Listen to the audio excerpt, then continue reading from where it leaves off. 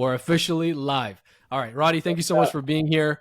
I'm looking forward to this conversation and diving into a whole variety of topics with you that are going to bring a ton of value to our audience, especially sales professionals, entrepreneurs in the online space, and really just anybody nowadays who's looking to create a brand, because we're in the creator economy and you have a brand whether you know it or not, whether you like it or not. So I'm really excited. Thank you for being here. No, dude, it's my pleasure. I always love jamming with you. So when you asked me, this was a no-brainer. Looking forward to it. And obviously, we had a lot of catching up to do as well. I know you just you went on your honeymoon not too long ago as well, right? So honeymoon's coming up, but I did take a Coming up. long Okay. trip. You just came back from your honeymoon, actually. So Yeah, yeah, uh, yeah. I'm going to ask you about that as well, because we both travel a lot and it's a lot of common places too. You just went to my favorite place on earth. So Oh, it was beautiful, dude. we'll have to talk about that. But just before that, for anybody who may not know you or has not been exposed to you, your content, the great work that your team does online, tell us a little bit about yourself, what you currently do. Yeah, so we are a social media agency, broad term, but we specialize in helping a lot of personal brands. We're getting into a lot of brands as well, just because they're fun. We got a lot more creative freedom, but started out as an Instagram agency. Now we do all channels, what we're really experts at is helping personal brands build a massive online presence with real audiences, help them understand how to create their content strategy for them, so that way their messaging is and their content is completely dialed in to specifically whatever their products, offer, services, or expertise is. So not only are they able to provide that value through content, visual content, or graphic content, but they're able to create more abundance in their lives and more traffic sources for their businesses, and be a, put it in a place where you can help people that may not think they have the resources or information to really take it to the next level, and provide that information to people so that way they can also create more abundance in their life. That's kind of like phase two of your personal brand. It's like, all right, I've got me now, and it's like, how do I help these people that have been following me and being loyal to me? So it's awesome, man. We work with a lot of really good people. Obviously worked with you as well, which is how we got connected. So Mhm. um, the beautiful thing about the of my business is just being able to meet so many good people and help them achieve their goals and help them deliver the message and their expertise and value to people that need it, or are looking to kind of create that abundance in their life.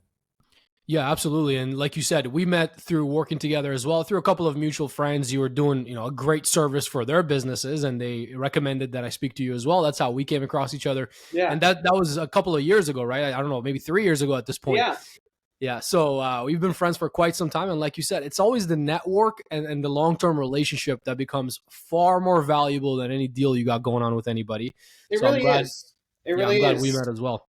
Yeah, especially because on the flip side, right? It's like I get to support and help all these high level entrepreneurs, and more than I've been doing this for more than half a decade, and it's the value that I'm able to provide to these high level individuals. It's so cool because I get to be in the same room as them, right? So it's like not only am I helping them, but I'm learning from them. Like I've got you get people like Bedros. You learn how to become a leader. You learn how to you know really lead with integrity and really create more abundance in your life, for your family, for your friends, for the people that believe in you and you work underneath of you. I get to if I even thought about real estate, I get to work with high level entrepreneurs in the real estate space, and just because I'm doing their marketing, I have to understand their niche and industry. So it's really cool to just not only able to be a support system for the amplification of someone's personal brand or business, but also just building that long term relationship and learning, and always being the student and learning from those people, because the skill sets that you acquire by just learning the marketing side of the coin for them is massive.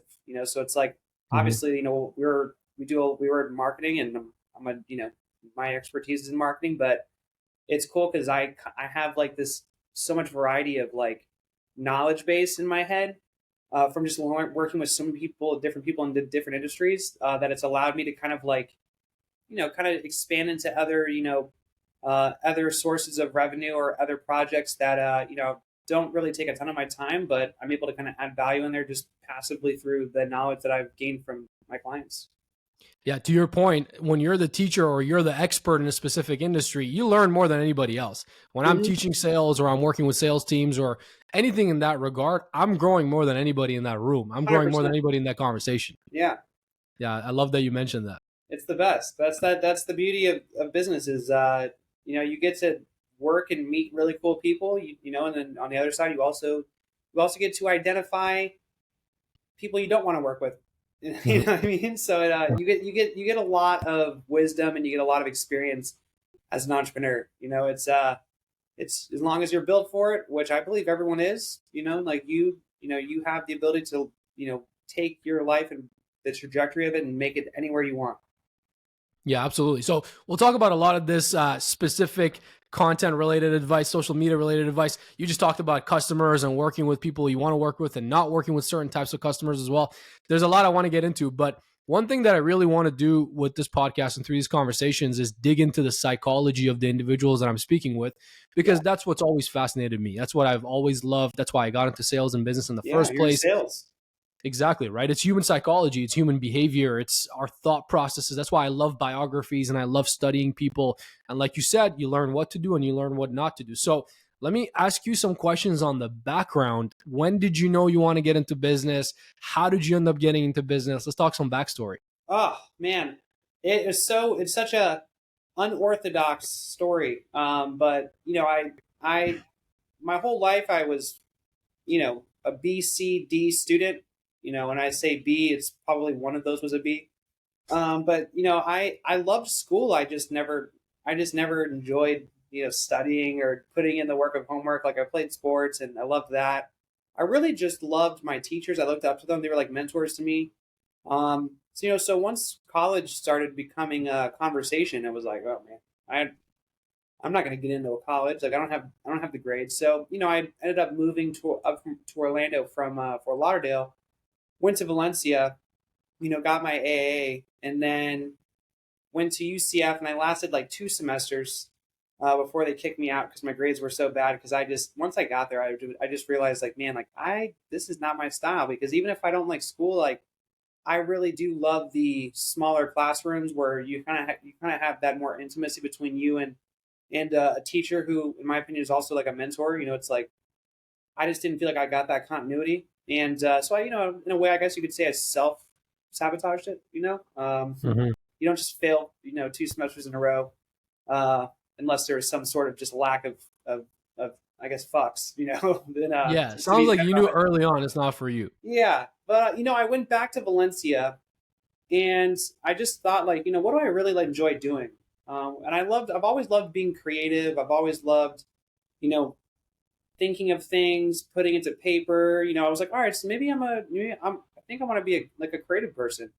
And this is something I don't think I've ever even told this to a lot of people, but one of the things that inspired me to go to the graphic design program in Valencia, it's a fantastic program. So if anybody lives in Orlando and they're thinking about doing it, pull the trigger. It's amazing. I was watching that movie Friends with Benefits with Justin Mhm. Timberlake and Mila Kunis, and Mhm. I saw Justin Timberlake's job, and I was like, what does he do? And they're like, oh, he's the creative director for GQ, and I just thought that was so cool and dope.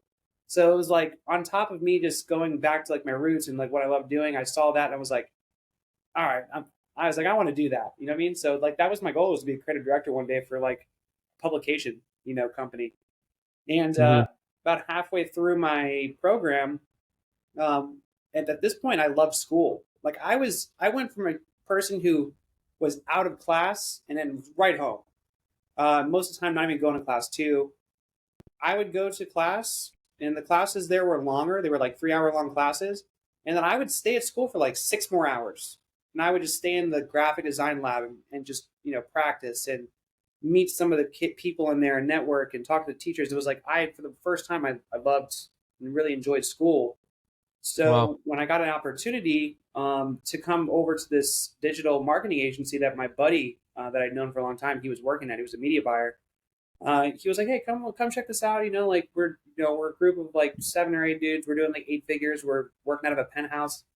And I was like, "That sounds dope." So I was like, "I don't know if I'm gonna do it." And my wife actually is the one that pushed me. She's like, "Like, what do you got to lose?" And I was like, you know what, nothing. I'm gonna go and check it out. And I remember just walking in there and just immediately being like, whoa, like this is what I've been like looking for. I was like all young dudes, chilling in normal clothes, just hustling on laptops in a cool setting. Like it was just like it was like some startup, like some dope startup shit that I'd seen on TV, and I was like, all these guys are just like me. I was like, I know him. I'm friends with him already. It's like, so it's Mm-hmm. like I get to go to a place where I already know some guys that I'm friends with, working for a company that's a startup, but it's doing 8 figures.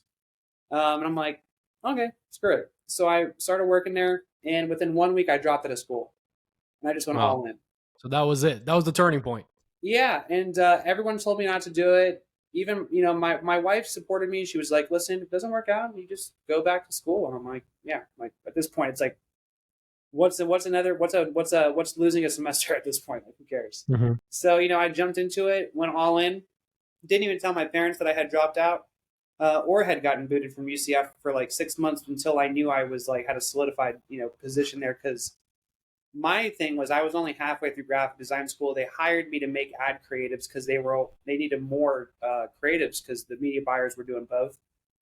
So I was hired to make pretty pictures basically. And then they were like, "Hey, like we need someone. We need to get that guy to make that PDF." I'm like, man, like, but he's not available right now. And I was like, "Oh, I know how to do that." And I knew how to do a little bit of whatever they needed, but not at all. Maybe like 40%. But every Mm-hmm. time they were like, "Hey," I'm like, "Yeah, we need someone to be able to do this," and I was like, "Oh, I know how to do that." I'd go home and work till like 1 in the morning, 2 in the morning, and I would just figure it out. So when I got to work the next day, it was done. And they were like, "Damn, dude! Like, I didn't know that you could do all these things." And I was like, "Yeah, just whatever you guys need, I can figure it. I got it." Yeah. But I was really going home and just learning it, or calling my uncle who was, he was a creative director or a CMO for a pretty big corporation in South Florida. So that's really like I just kept saying yes, like every time, like they were like, every day I'm gonna do this, and I was like, me, because I knew I was replaceable. So I was like, how do I become irreplaceable? I Mm-hmm. gotta solve any problems that are within my lane that I know I can figure out. You know what I mean? Because under pressure, I perform. You know what I mean? Like if you put some pressure on me, like I got this. Like it's game time. Mm-hmm. But and then I went from doing graphic design to doing graphic design and video editing because then videos became an abundant thing. Then I became got into production, started basically traveling the country with Los and basically having him like mentor me and guide me through the whole this whole tour we did where he was speaking on stage and I had to learn how to manage his social media account. So because I nobody knew Instagram, I was like, well, I'm already, shooting the content and editing it. I might as well manage the account. And then I realized, I learned how to manage the account. I learned content marketing. And then what changed the game for me was I learned how to grow accounts. It was like 2014 or 15, kind of like when the influencer boom was happening. Mm-hmm. It's funny looking back on it because it's really not that long ago at all. But like Yeah, but it feels like so long ago. it In the does, social yeah. media landscape, things change so quick. It's And nuts. even when you said 2014, 2015, I was like, oh, that's a long time ago. That was my first impression in my head. Right? Yeah, It's it's crazy crazy. to It's think just a about that. matter of a few years, but Yeah, and I'm sitting in the green room, and he's getting mic'd up, and I'm hearing these guys all talk about how they want to grow their Instagram accounts. So I'm like, I know how to do that, and they're like, what do you charge? And I was like, uh, and my buddy was like, 5K, I'm 5K, and I was like, 500 or 5,000. He's like 5,000. I was like 5,000. And they're like, yeah, let's do it. I'm like, what? And I'm like, you want to pay me 5 grand? And this was a big dude. I mean, it's Bedros Keuilian. That was my first client, and so I was like, I cannot screw this up. If I screw this up, like I got nothing here. So I Mhm. took that whole 5K and I spent that whole 5K. I didn't keep a dime because I knew how to grow accounts, but I didn't know how to standardize how much money it would take to get this person X amount of followers. So it was like I took that whole 5K and I delivered him the followers, and then eventually I learned how to like work backwards on the strategy and how to fine tune it and make profit, make a little bit more, make a little bit more profit, without losing obviously the quality of the fulfillment, of course. And once I did a good job for him, I mean, he was sending me like every other day. It was an intro. Hey, this is Roddy. He does my Instagram, and it was like I didn't even have to get on a phone call. Like they just obviously it's Bedros, so you got to trust that guy. You trust that guy, because he'll Mhm. take care of you. Yeah, he has a Um, credible brand already. So Amazing, yeah. And yeah. he literally catapulted me from a side hustle to like, oh shit, this is a business. So then I had to learn business, which I thought I wasn't good at. Because I was like, no, I'm not. I'm failing finance class, and I failed all my math classes. I'm just not good at business. But that's what I told myself until I got into business, and then I was like, ah, I can do this. I was like, this is just me having to grow again. Like I would suck, get good, suck again. How do I I get good again? So it's like every time I got to a place, I just had to relearn. So I just never stopped being a student, and here we are today, and on the Zoom call with you, talking about my origin story. Yeah, that's amazing. I love the whole backstory and everything that you just went into, and that led me into multiple different trains of thought. And I want to explore a couple of them with you. The first one is what you pretty much just mentioned. I mean, you literally just landed on it 30 seconds ago, and I was going to ask you that, so it's a perfect segue into that question. You talked about how you were more of a creative, and it sounds like you were very much the creative type early on. Whereas, when I look at myself, I was never the creative type. I was always more the A type personality, go getter, action seeker type of person, Yeah. where I almost looked down on my own creative abilities. But Hmm. you knew you had those creative abilities and you tapped into those. Yeah. So making that transition from the creative type to being the entrepreneur who's now in charge of sales and driving the team and leadership and all of these, I see that as a big challenge for a lot of people that I work with, and I just see it in the general landscape of entrepreneurship. So I want to hear your thoughts. Do you think there's a distinction between being a creative versus being an entrepreneur, or do you think everybody can do it all? We just need to acquire the skills and tap into it. What are your thoughts? I think everybody can acquire it all because so for me, I had to learn business, but something that I was just born with was people, the ability to understand people. And I mean, I grew up with a special agent, so psychology and understanding body language and people. Imagine trying to fib and lie to your dad, who's a special agent. Like, what I mean? Like, I had to get pretty damn good at like I knowing. don't think I knew that, by the way. I think this is breaking news to me. Yeah, yeah. My dad was a Fort Lauderdale police officer and sergeant for like 34 years, and then he went into special agent. And did some really cool stuff there. But That's awesome. I love people. I'm like a 99% extrovert. Like if you look at my personality test, social ability is like a 10 on the Richter scale, all the way.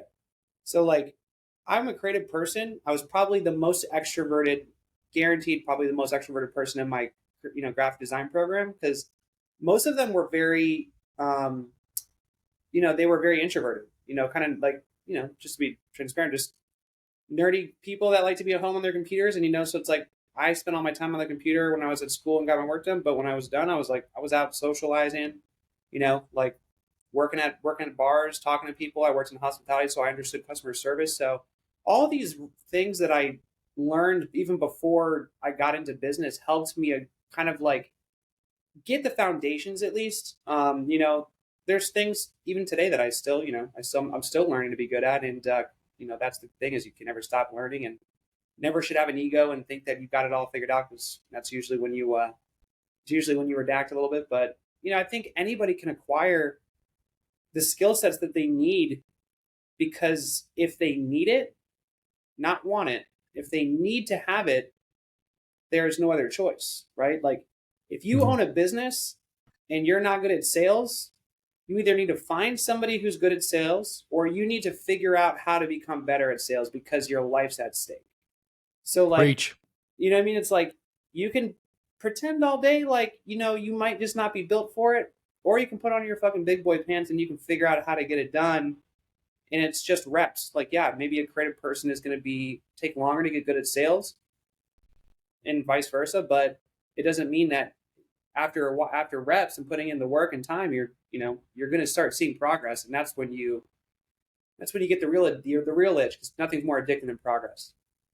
Yeah, my favorite is business owners telling me they don't like sales, and my reaction is always the same. You know, whether you like it or not, without sales, you don't have a business, you have a hobby, right? Yeah, So no, 100%. And like I love sales because one, you know, I get to meet and talk to a lot of people. But two, the competitor in me from playing sports and stuff is when I close a deal, it's just like you're like, ah, like it the feels best so good. feeling.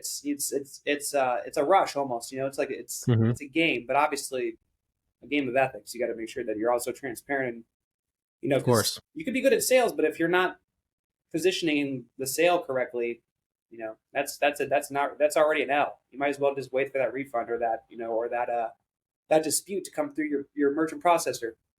Yeah, 100%. So the other thing is though, it sounds like you really tapped into your strengths because you're saying you were creative, but you were also the most extroverted person Mm-hmm. out of the entire program. So it sounds to me like it's not just a blind or blanket belief system that everybody can do everything. You know, you can be creative, you can be an entrepreneur, you can be an A-type salesperson, you can be all kinds of things. I think it sounds more like you figured out the combination of what you do best and you double down on that, being social, being Absolutely. creative, everything you learned from your father, which I just learned now for the first time, which is definitely a lot of psychological components that play into business for sure, and all these things. But you double down on that. And I think that's what created your success. I don't think it was as simple as I'm a creative and now I'm choosing to become an entrepreneur. No, yeah, I mean it's just desire, man. Like I just knew once I figured out like when I walked into that door, man, I did whatever I needed to do to show that I belonged there, or to just show that I was an asset that they one didn't need to let go because they liked me. I knew they were very tight. Like it was a tribe. It was like walking into a lion's den.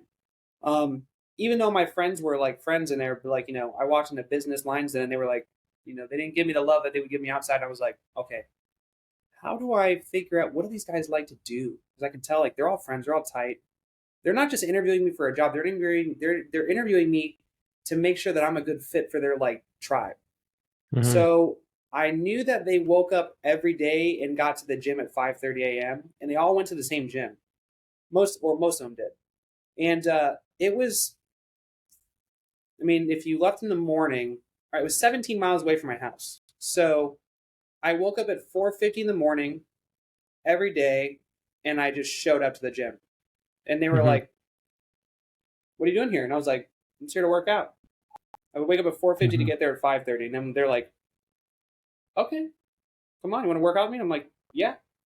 And then I just started Mm-hmm. working out with Los, who was the CEO, and started working out with him, and then realized, like, hey, we have a lot in common. Like, we became close, and I worked out with him every day for years, and and then on Fridays I would wake up at 4:50, get to the gym at 5:30, get to the office, take a shower, wait for everybody to get to the office by 7:38, leave work at 5, go home, get ready, go work at the bar from 7 p.m. to 5 a.m. I did that every Friday for like 3 months until they gave me a raise to where I could take a little cut but be fully involved because I was working two jobs and but that's what I was willing to do. I was willing to do that because Mm-hmm. I was that committed. So let me ask you this, because I love that story, I'm so on par with you on all of that. I've Yeah. always looked to prove myself and to outwork everybody and to really go above and beyond in order to earn my place in whatever tribe or company or group or you want to call it. So where do you see the value of that type of work ethic? Because you talked about desire earlier too. And I want to speak to that because I feel like, just before you answer, I feel like it's not very spoken about nowadays. And I feel like it's a lot of, a lot of conversations around comfort or, do the work that you like to do, or I don't know, just work smart and not as hard, or, I Yeah. like to also have a lifestyle and balance. Where do you see the value of the work ethic? So for me, when I see somebody that has just nothing but desire, it's it's kind of like they have a hidden, they might not even know they have it because sometimes I see it before they do. It's Hmm. like a weird survival instinct, right? Like I'll use my father as an example because he's like a hero to me. Everybody's like, "Who's your hero?" My dad's my hero. I mean, like that dude is he's what he's done is insane. But he came home. He didn't come home one night. Got a call. from the police department. He's in the hospital, got his teeth knocked out, and he's like, he's on a quick, make a quick stop at a store, and he's walking up the store, and some dudes, just got out of prison, massive guy, six. My dad was like, he showed me the photo of the guy. He was like 6'6", just built like a brick shit house. You know what I mean?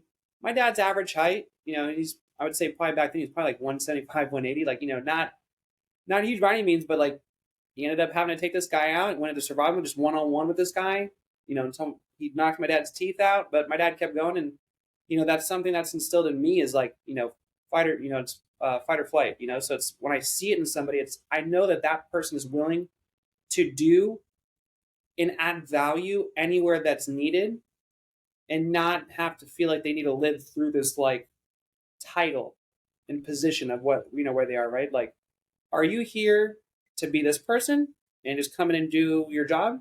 Or are you here to be on the same path and the same mission as us where we're trying to win and create abundance and have everybody create more opportunities in their life, right? Because if you are this person that I just said last, it means you're willing to do what is necessary, obviously within staying your ethics and morals and everything like that, obviously nothing malicious or bad, but because I can't teach that to someone. That is a characteristic that is either somehow manifested through a massive, thing that happened in your life, or it's something that you're born with. And the people that are more just like, I'm just here to do my job, like, it depends. Like if I'm in a battle, if it's wartime or if it's time for battle, I don't want to hire that person. I need to hire this person because this person's ready for battle. Mm-hmm. There's a time to hire this person. So to me, it's also a seasonal thing. So it's like, if I need to hire somebody, what season are we in? Like, are we in a season of like, let's scale, let's fine tune systems? It's like, we just, I need to scale people at that point. If we're in a position where like, hey, like revenue's looking low, it's been looking low for the past couple of months. I need to go hire this guy because I need a warrior right now. I don't need this person clocking in, clocking out. I need a warrior. So it's seasonal, but I like to go for the people that just have desire because I know that they'll do anything to learn more. And that's what I love. That's me. Yeah, I agree. I think that's really the hidden component, and that's why I have this picture behind me as well that says pressure is a privilege. And the entire mindset that I have really comes from my upbringing and nurture as well. It's really hard to justify the nature aspect of it and how much of it is genetic. I do feel like there are certain things that I just feel by nature. I think I'm not in anybody else's head, but I feel everybody probably has a couple of things they could pinpoint and say, I've always been like that, or I've always thought like that.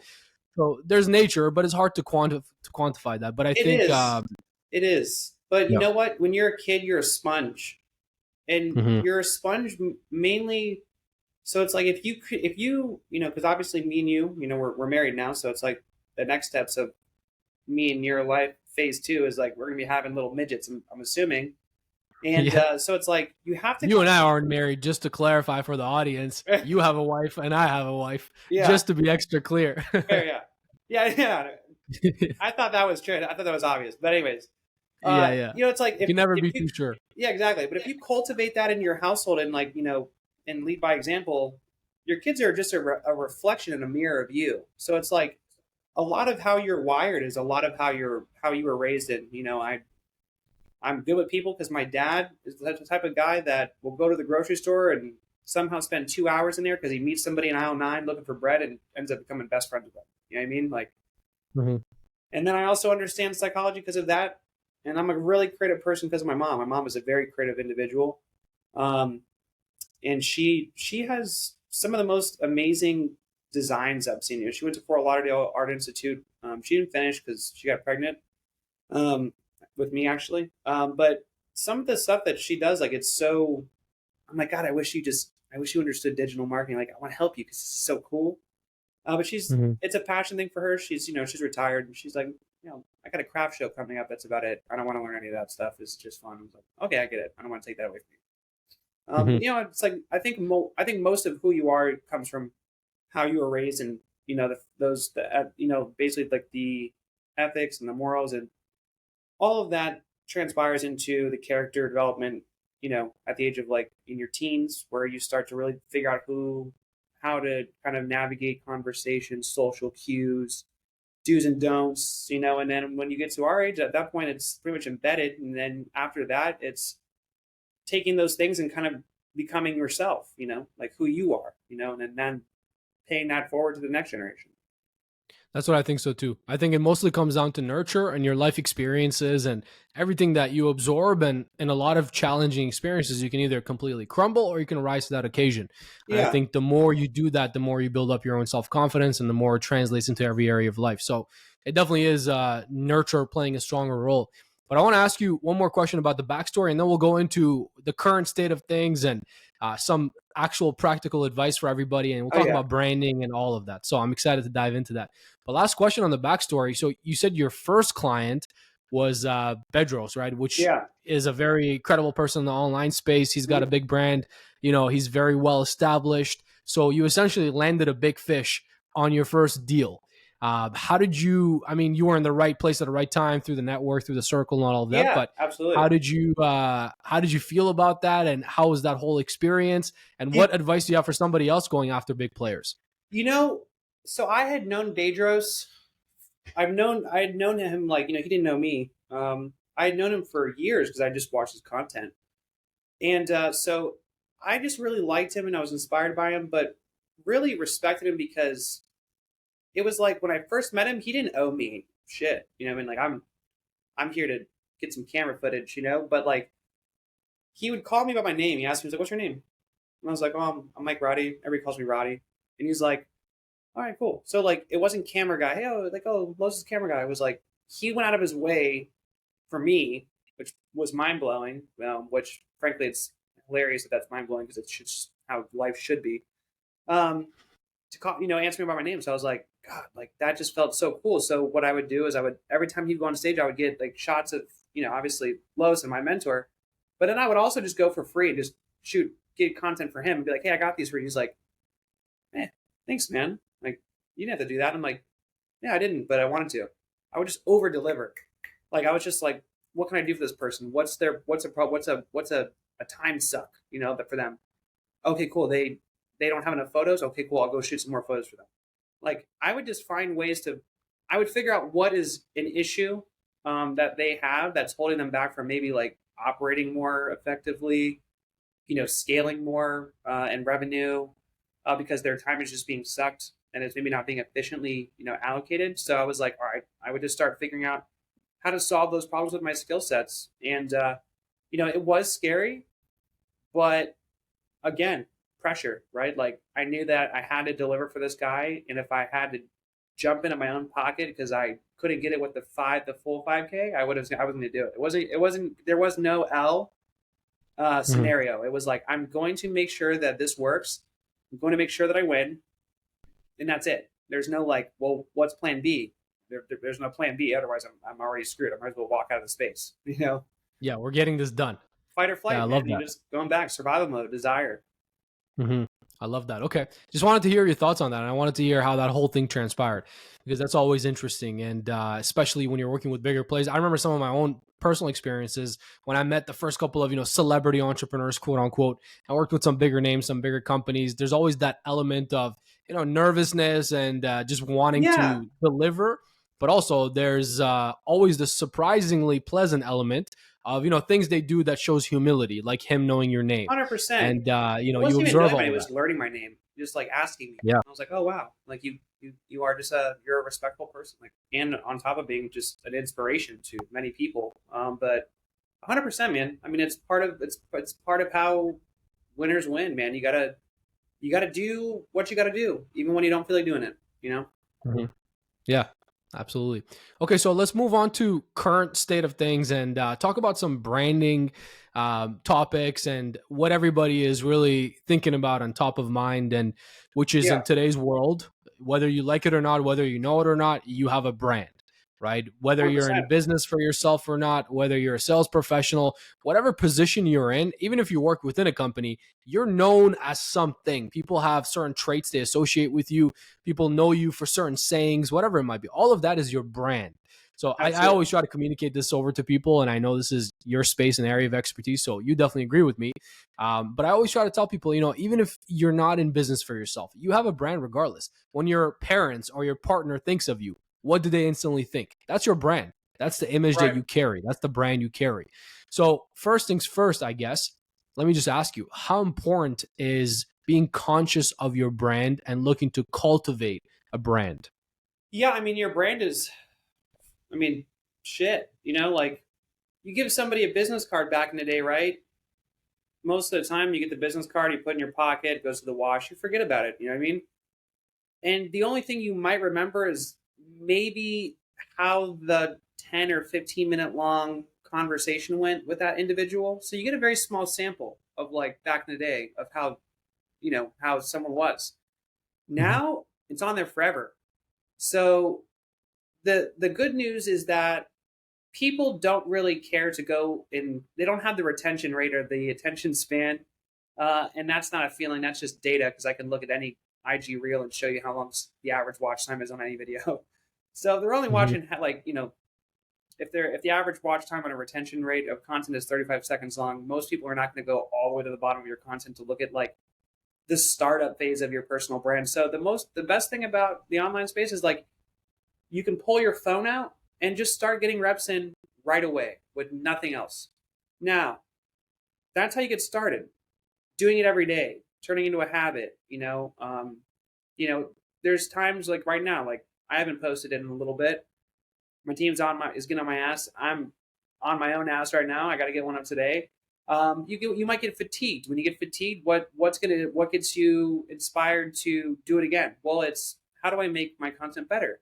Well, now that I've gotten pretty solid with articulation and amplifying tone and how I'm positioning myself and delivering my personality, how do I take it to the next level? Well, let's find me an editor, right? Let's take the production quality up to the next level. And then after that, it's like, all right, cool. Now that I have that content and that messaging established, how do I optimize my page so it kind of is geared towards my expertise, but also isn't like an easy way for my ideal client avatar to identify I'm the right guy for you. So it's one, don't be scared to jump on and just start putting out content. It's content is like a muscle. The only way it grows is by doing more reps, right? So that's the first phase. Second phase is like, okay, now that I understand my niche, my industry, I've gotten the reps and I put the content out, it's like, what's next? Well, it's taking everything you're doing, scaling it, and just making it even more, making it higher quality production, right? Now, a year and a half ago, if you asked me if quality of production in your videos was important, I would say it was not the most important thing in that you could deliver value and create impact just like anybody else. But the bar has definitely been raised since the past year and a half. Like you Mhm. definitely need to have higher quality production, within the setting of where you're shooting the content, within the app post production edits. But to give everyone some clarity who's watching this, it's also doesn't need to be thousands of dollars. Like you can literally go on Amazon, get some really cool looking hue lights, get a fake plant from Home Goods, put a little bit of pizzazz, maybe buy like a nice acrylic art piece on your wall. I like to buy skate decks plus acrylic pieces because I think they look cool. And you're probably, if you don't feel like having a microphone, which you could buy one for like 20, $30, a good one, you're still not even in like, you're not even over $200 yet. And then when you shoot it, you go to fiverr, you can find people that can create the same styles that you're seeing everywhere right now for pennies. So you can outsource it. You don't even have to edit it yourself. Um, Now, the third thing, and this is what, social media and, YouTube, this is what's being rewarded the most is with short form content, not talking about long form, they do also want you to create some customized content. So whereas you do have that more curated content that you're publishing onto your feed that's been made by a post-production editor, maybe online or in your infrastructure, you do want to utilize and create maybe like one or two a week custom pieces of content. And I've actually had to get my hands dirty the past month. I've never really like tried them out, but I had a client who had an arsenal of B-roll. He didn't really have any, face to camera videos yet. We're waiting on him. So I was like, all right, what do we got here? We got some speaking event footage. We got some really dope B-roll. All right, I'm gonna go just try this out. So I just basically wrote some copy. Like I made the thumbnail, my notes. I added some bullet points, and then what I did was I just uploaded the B-roll with one of the IG Reel templates. Uploaded his a voiceover from an MP3 of his from a speaking event. Added some really cool music from that kind of created the tone of the video, and then I just hit Command C on my laptop for my notes, touch my phone, hit paste, and I was just like adding in like little frames, making like a 13 to 15 second long clip. Average retention watch time was like 70%. It was one of the best performing content pieces he's had in like months. So I was like, shit, that worked really well, but that also took really long.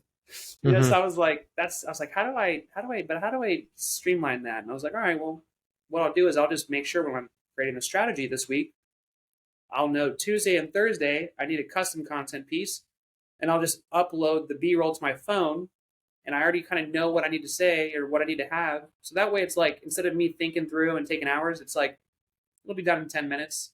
As long as I don't hit share and that it doesn't go on on the accounts or whatever, which is it's happened before. So always save your content to drafts just in case. Yeah, that definitely does happen. So I just want to preface this by saying, all the steps you laid out are the sequential order of things to just put yourself out there. Just start creating content. Nobody's thinking that hard about you. Nobody cares about you as much as you think they do. Just get yourself out there. Then eventually stage 2, you don't just think quantity. Now you're thinking quality. So try to level your setting up, your studio, your production, whatever it might be. And then obviously look at your message and how that's translating and how you can convert that attention into paying customers. But I want to ask you one step before that, because for people to even start or to even put themselves out there or create any pieces of content, I see a lot of confusion out there with clients that I work with or younger individuals who myself and my team come across who don't really know what space, what industry, what message they want to focus on, what they want to go into. How do you figure that out for yourself? And how do you figure out if this is the right avenue to double down on? What do you think? So, I mean, this is such a common question. And if it's not a question, it's something that I have to identify or help a client or an individual identify. Because, the thought of doing one thing for the rest of your life, it sounds a little scary, right? It's very daunting. Haunting. Yeah. So the way that you obviously make that not scary and make that just more like optimistic and also more fulfilling is like, what are the things that you are passionate about? How do you integrate the things that you're passionate about or you love to do, as like a hobby or fun outside of like your business or expertise? How do you integrate it into that, right? And then once you can figure that out too, that's like one of the pieces. But really it's, what can I actually provide value with, right? Like, never jump into something just because it's a shiny object or it's the most trending niche on social media that's grown in the past year in 2022. Like, that's a huge mistake.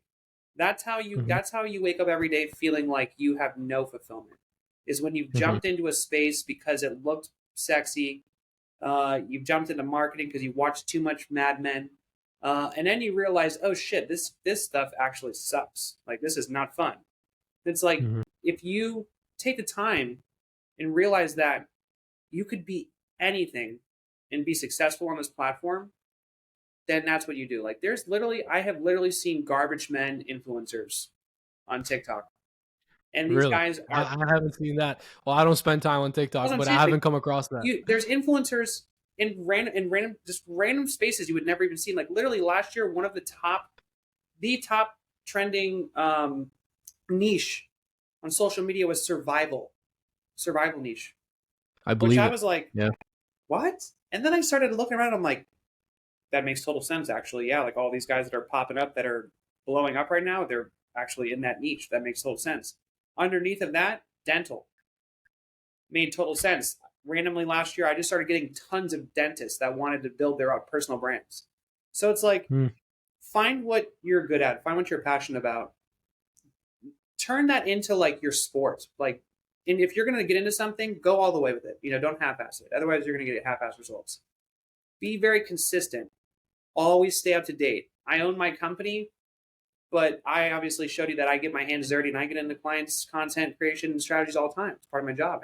In order for me to learn more, I got to get in there and do it.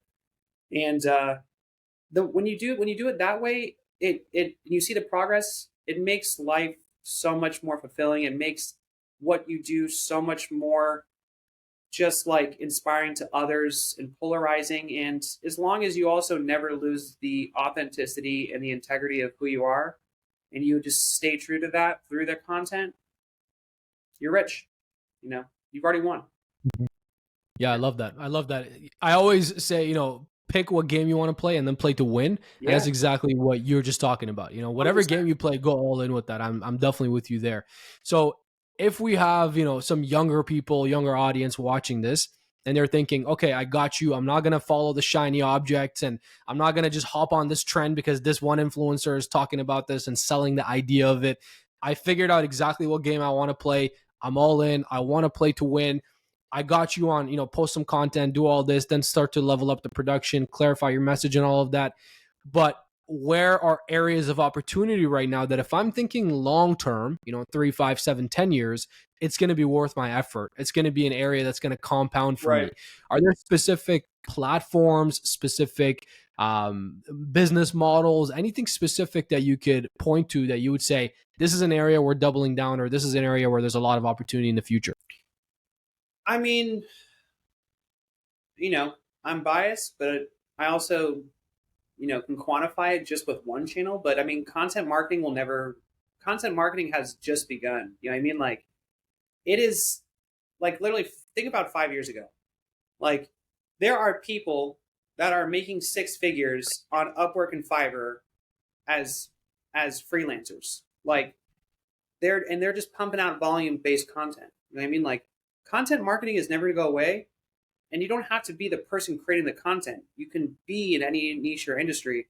But the most important thing, I think, too, even for them, is like, if you know what you want to do, it's either two things. It's one, you were just one of those outlier kids when you grew up and you just knew what you wanted to be from the moment you were born. There's those people, but you really don't know what you truly want to do until you tried a lot of different things. And that is, I can tell you, I've worked a lot of different shitty jobs.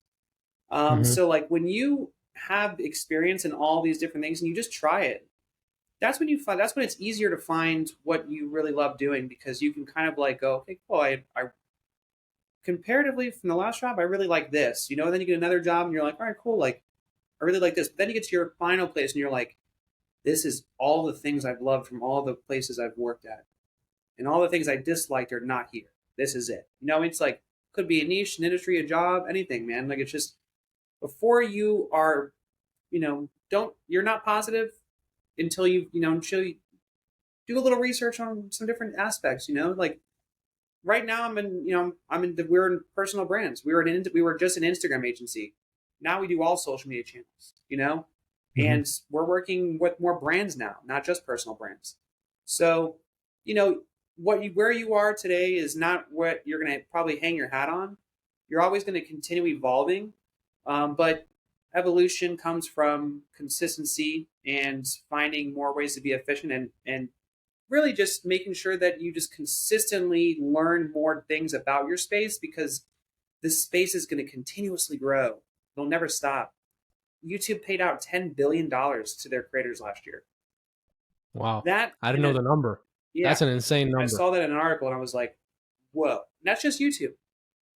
So think about how much wealth was created last year just with even brand deals to influencers. And what those influencers capitalized on the back end, that 10 billion was just the monetization from YouTube. All those influencers have products, services. It's nuts. I mean, look at Deion Sanders. Huge story right now. I mean, if you're into football, obviously, but if you're not You probably don't. But Deion Sanders, he's the head coach, Colorado. Took a losing team last year, transformed them into a massive, massive eyeball, like just college football team that I'm obsessed with watching. Like I'm on YouTube all day, just like what happened there, like learning Mm-hmm. more. Um, he had a brand deal with Blender, the sunglasses. The day that they launched his SKU, the collaborative SKU, one day 1.5 million. Like that's the power of a personal brand is if you can Mm-hmm. scale it and you can literally create abundance very quickly. Like his son is a college athlete who I believe just had made $7 million in brand deals. Not even graduate. I think he's a sophomore or freshman. Like he has a Maybach, and he didn't buy that Mm-hmm. with his dad's money. He bought that with his money that his dad helped him Yeah. get with brand deals and his athleticism and his gifts. That's respectable.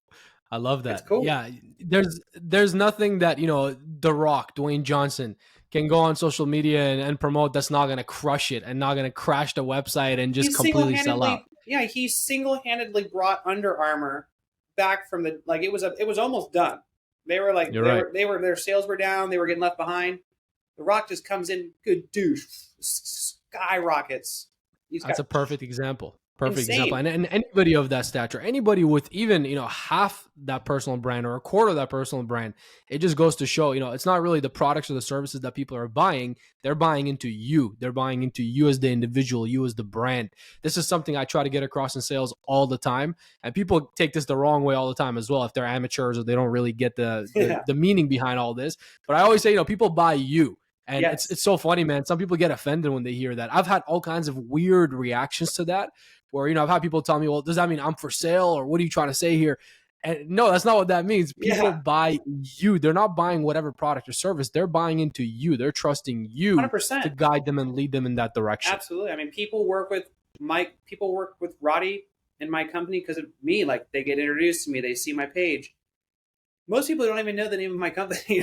Like some of my clients Mm-hmm. literally don't know it's Empire Social Group. You know what I mean? Like, and I'm cool with that. I'm not trying to sell my agency or go anywhere. So like, but I'm the face of it. You know what I mean? So like, my business and my brand will be a reflection of how I position myself on social media. Um, and I'll never not position myself with anything other than with who I am. I'm goofy. I like to put a little, I curse a lot. I'm just myself, and then I'm myself delivering value. And that's the beauty of a personal brand. That's the beauty of what people buy into you for is they may not like you and they might like me, but they may Mm-hmm. like me and they may not like you. Right. So Mm-hmm.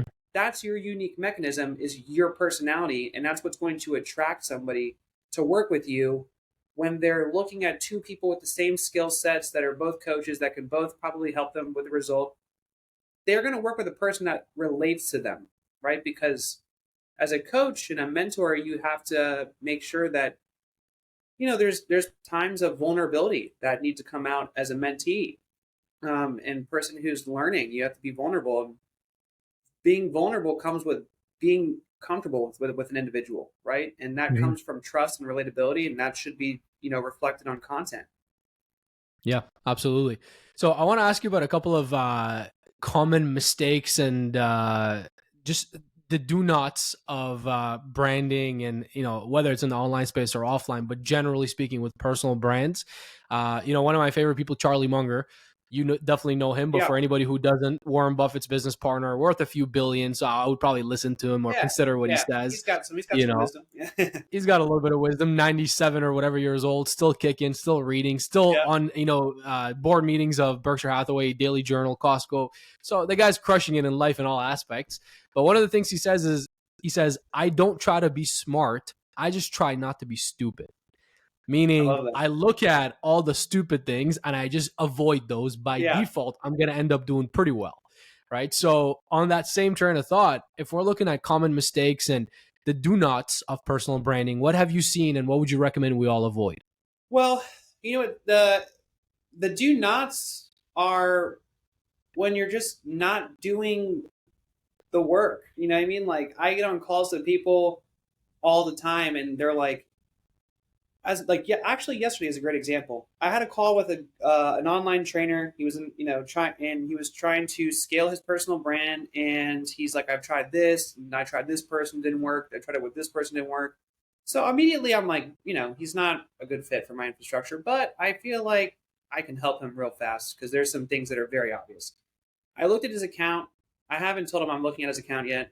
I'm just looking at it, and I'm like, tell me your avatar. Who do you want to work with? Who's your perfect ideal client avatar? He's like, high level executives or high level entrepreneurs that want to shred 20 pounds of fat, increase their cognitive function, create more impact in their day, and maybe and have more energy for their kids to be more present when they get home, and obviously better libido, for their to be a better husband and in the bedroom and keep life more exciting. And I was like, okay, cool, understood. So when I look at your page, which I'm looking at right now, it's all videos of you in tank tops interviewing chicks, and you kind of look like a fuckboy, dude. And he's like, yeah, it's something I've tried. I'm like, so that that would never. If I was I'm like, all right, I own a business. I was like, I wouldn't. I don't know what you want to quantify high level to, but I was like, I would say I'm your ideal client avatar. There's no words or content on here that is a reflection of the pain points that I feel as an entrepreneur to help me be fully optimized. The only thing on here is some tips for me maybe to get laid, but I mean I'm married, so this is that's been you're about 8 years too late on that topic. So yeah, there's nothing here for me. I'm immediately like, I'm out. I'm like, even your bio doesn't even say that you work with high level entrepreneurs. I was like, so before you even think about wanting to scale or grow your account, you need to fix your strategy, your messaging, and everything to reflect that you are an individual of service to help this specific person. Because right now you look like you're trying to be like a funny prank, fitness influencer, or you Mm-hmm. look like you're somebody that works with college frat bros. Like Mm-hmm. it's. I was like, you got to change the whole tone of the page. I'm like, don't change you, be you. But Mm-hmm. the content strategy, the messaging, the pain points, the solutions you provide, those all need to change and be more geared towards the person that you want to work with. Because right now it's just not. And he was like, and then I felt bad for him because he had told me how much he'd spent on coaching and different people that to help him, and for somebody who's not making a lot of money, it was over 10 grand. I'm like, that's a lot Mm-hmm. of money for somebody who's not making almost anything. That's Mm-hmm. just and for him to go through those programs and not get that advice that I gave him in 20 minutes that blew his mind. That's also why I do this. Is I'm like, Mm-hmm. we have an obligation to make sure that people like him aren't getting taken advantage of by people who pretend to know what they're doing. That's why I show people what I do. I don't Mm-hmm. try to tell them in a long form caption with a Lamborghini photo that how I help my clients. No, I'm going to show you all the information that I know. I'm going to show you the tactical skill sets that are going to help you. I'm going to show you this hack to get rid of spam comments. I'm going to show you this hack to increase your visibility and reach through changing the original name on the audio to share this as a CTA. Like, I'm going to give you all of that. And that's why people want to work with me is they're like, honestly, I just really like that you show me what you do. So it's like I show think the over deliver value. Agreed. I think the most valuable part is that candid feedback that you gave him because a lot of people aren't going to give that direct, candid feedback, but you're not in a position to just tell him what he wants to hear. You have to tell him what he needs to hear. And I think Yeah, you I'm did a doing great him a job of that in that complete scenario. disservice if I just let him off the phone. I mean, I could have. I knew he wasn't a good fit, but I'm like, Mhm. damn, dude. I'm like, I can't. I'm not getting off the call until you understand what's going on here because I'm like, I would feel bad even though there was no cost to except time here. But I was like, you said you spent that much money and you've got nothing out of it. I was like, all right, I'm gonna try to help you get your money back real quick in just 20 minutes. And I told him I was like, schedule a call with me next week, and if you do it and you show me that you do it, we'll talk about maybe some sort of consulting. Because I'm like, you're still Mhm. not going to be ready for services. But Mhm. I was like, you need to put the reps in and do the work. Show me that you're Yeah. actually committed to doing it. And if next week you're there, I'm like, all right, we can talk. And if not, I'll wait till you're ready. I'll wait till you get it done. Yeah. I'm curious to hear how that goes. So keep me updated Me on too. I'm what actually happens excited. next week. Yeah, because Yeah. I love it when people do it. But Mhm. most of the time they don't. Yeah. Yeah. That's the unfortunate reality. You can give somebody $1 billion plan, and if they don't do anything with it, it's worth nothing. Yep, it is unfortunate, but I'm an optimist and I believe that everybody's got the power to do it. Mhm. It's just a matter of like, hey, what's holding you back? It's obviously you, but what needs to, what needs to be eliminated so that you can become the person that you want to be.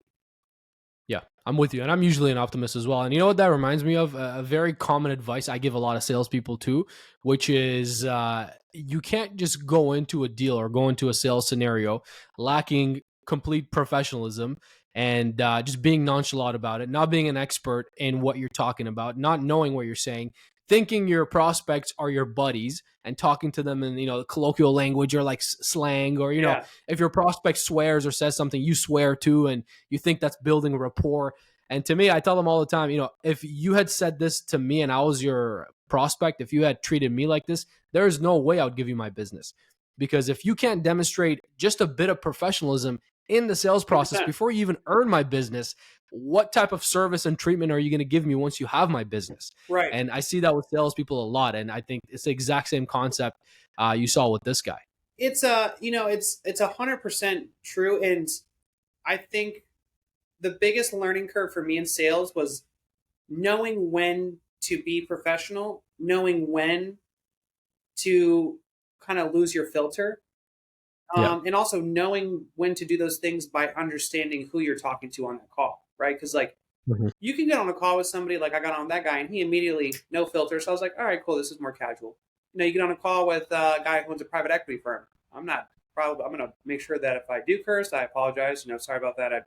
I'll say something self-deprecating. I'll be like, I was raised by a cop, so excuse me. Mhm. I'm like, oh, it's all good. I appreciate it. Tell your dad I said appreciate his service, and then we'll kind of move into there. But social cues are huge, right?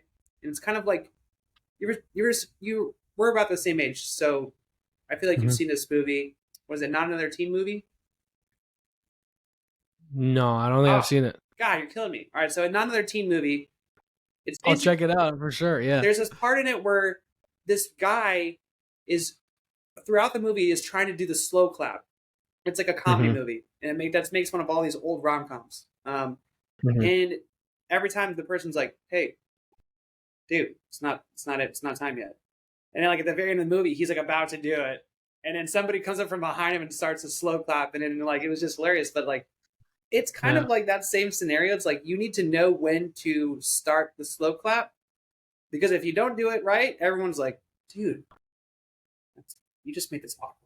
It's like Mhm. it's not the right time. Like it's just it's social cues and psychology, man. Like you can lose your filter, you can keep your filter, you just need to know when to do those things, because Mhm. if you don't do them right, you could lose a sale. But if you are very confident, you're very effective, and also if you're the same person on that call as you are on social media and you curse, they're not gonna you don't need to apologize because they already know that you curse. You know what I mean? Like they Mhm. already, as long as that's why staying true to your content and who you are in your content is so important because if you get on a sales call with somebody, you don't have to pretend like you're somebody else. You get to continue just being and you don't need to ask for forgiveness for that. Absolutely. I think being genuine always, always, always takes you further than Absolutely. trying to be somebody you're not. So I'm definitely with you. And one of the things we work on with a lot of our clients is identifying the types of buyers you're in front of. And it's very multi-layered and it goes in depth, but it's exactly to your point here. Is to figure out who you're speaking to, not only just to, speak the right language in the right way that they're going to resonate with, but to also really figure out what their needs and wants are and how you can truly service them. Absolutely. And to do that, you have to really figure out who's in front of you. So now, I'm definitely with you on all of that, and I feel like we could riff on the commonalities between sales and marketing For and branding sure. all day long because All they're just it's a marriage. They're intertwined, whether they like it or not. for Marketing and sure. sales always go hand in hand, It's a relationship right? that's it's good days and then it's some bad days. You know what I mean? The sales guy, the Yeah, leads suck. I'm like, well, you guys, yeah, the sales guys suck. It's hey man, the yeah. leads are great today. It's like, oh, got you, bro. It's like it's so hmm funny how like we're so intertwined. We have good days and bad days, but we're always together. So It's a love hate it relationship. is, yeah, it They is. they can't get by without each other They because have if to you have don't each have other. Yep, leads, you got nobody to sell to. If you 100%. got all the leads in the world, but you can't sell or convert, it doesn't mean anything. Yeah, So you can only win together. yeah, exactly, 100%, You bro. know. That's awesome. So going into the end of this conversation, and the way that I always like to leave it is, first of all, I want to know if I'm in your head And if I'm looking at this entire social media landscape, the creator economy, just the online business landscape, where am I seeing areas of opportunity where I'm thinking, I'm going to really go aggressive in this direction? What is it that you see currently? Um, Honestly, exactly what I said beforehand is like, okay, I'm gonna backtrack a little bit actually. So what's working is being as if people already understand content. They already know they have to do it, right? So the next thing is like understanding and doing market research. Like you used to only have to do market research once, but then once social media transpired into a one of the most powerful assets in the world, it's constantly changing.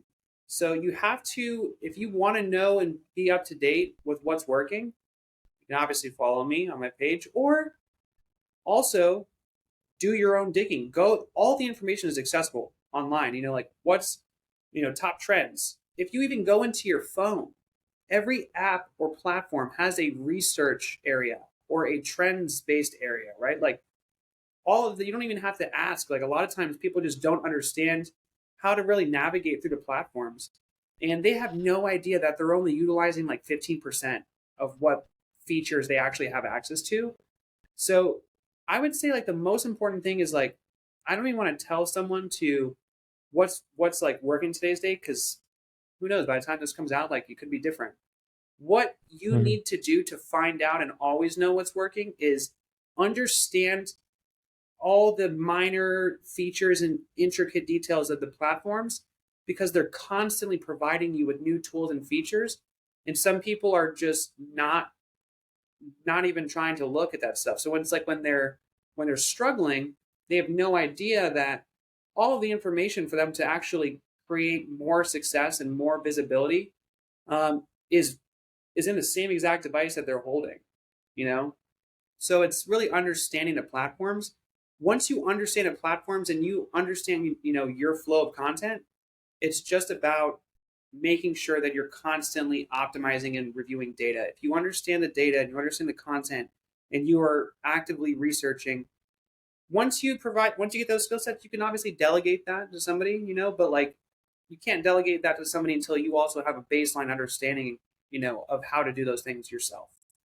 Because no one's going to care about your personal brand more than you.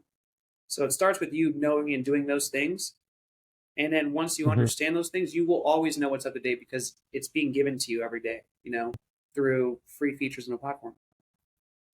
Yeah, you know what I love about that advice is that it's not just the simple, quick uh, go to, I on a tried. specific I feature. tried it, and then I realized that was I was like, I can't do that. I was like, that doesn't work, honestly. It's like you gotta give, if you want to know what's working today, you gotta figure out how to make things work for you first. 100%.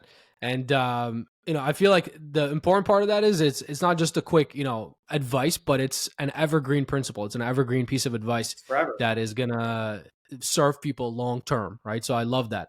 And you know, final question that I ask everybody, and I don't want to explain because I explain on every podcast why I ask this question, but I've been asking this for a long time since I was younger, and I was talking to high level individuals, and I carry that same question onwards nowadays. Knowing everything you know today, if you could give yourself when you're starting one piece of advice, what would that be? It's hard because it's like I want to go back and tell my younger self, like, hey, don't let anybody tell you where you belong in life. But I also don't want to tell him that because I know that if I, he's gonna get here, and I love my life, and I'm so happy with how it is, even through the ups and downs. So it's like if I go back Mhm. in time and I tell him to not do something, am I still gonna be here? Like what if it, trajectory like puts me off another path? But I think the most important thing is I would just try to empower myself even more, and not have to wait so long to understand that I'm actually capable of doing whatever the fuck I want to do. Mhm. I think I was, getting C's and D's, and people telling me, yeah, it's okay, just You might just be like one of those average people. Like, looking back on that, like, how terrible of a thing to say to a child or a kid that's just Hmm. not putting in the work. Like, luckily I was Hmm. able to find out for myself, but like, geez, like, I wish I would go back and I'd be like, you can do you can do whatever you want. You just gotta do it, bro. You just take action. You know, you want it to work, you put in all the work. You know, you want to start next Hmm. week, you gotta put some extra reps in, stay after practice, run some sprints. You know, Hmm. go the extra mile. I love that. So on one hand, you almost wouldn't give yourself any advice because you wouldn't want to change anything and you're happy with life today and the way things are progressing. But on the other hand, if anybody's looking for any real practical pieces of advice, it's taking action. It's you can do whatever you set your mind to as long as you truly commit to it and commit 100%. your time, Everybody energy, here, resources, everything to yeah, it. every single person on a planet has no idea that they have untapped potential, and Hmm. it's because they're being told, passive. It's either passively or directly through tests that they're failing, etc. It's like you're not. Don't look at that. You look at yourself. Did I study for that test? Did I put in the work? No. Okay, cool. I could probably do a better job. Like, don't let a teacher or anybody tell you what your worth is. Only person who knows that is you. You know, and everybody's capable of it. They just got to untap. They just got to find the way to untap that. Hmm. I love that. Well, I think you've brought a ton of applicable advice here today from all different angles. Whether people are starting their journeys and making a transition from being, more of a creative personality type into business and entrepreneurship in that realm, whether it's people building their brands, whether it's, social media actionable, steps, or whether it's just, a motivational piece of advice to take away from here and, get after your goals and pursue your dreams. I think this has been amazing. You've shared a ton of wisdom. If people want more of that, where can they find you? At Mike Roddy, nice clean handle. Perfect. I love it. At Mike RODY. Roddy Yep. on all social platforms. I will make sure to put your links and everything in the episode notes as well for everybody to check Yeah, out. man. Roddy, thank you so much for being here. Thanks for Appreciate having all your me. It's a time. pleasure speaking with you as always, my friend. Likewise. And we'll do it many more times in the future. I'm counting on it.